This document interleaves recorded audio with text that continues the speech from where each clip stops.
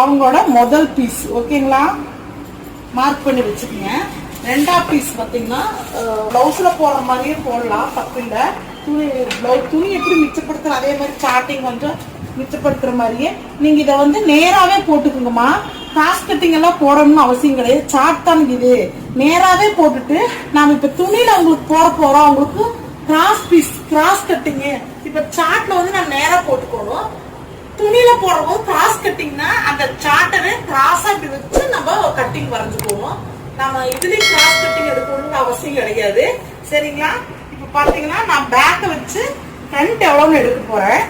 இப்ப பாத்தீங்கன்னா இந்த ஃப்ரண்ட் வந்து கொஞ்சம் கழுத்தை இறக்க சொல்லிருக்காங்கம்மா. ஃப்ரண்ட் கழுத்து கொஞ்சம் பாருங்கம்மா. ஃப்ரண்ட் வந்து உங்களுக்கு 7 வைக்க சொல்லியிருக்கிறாங்க.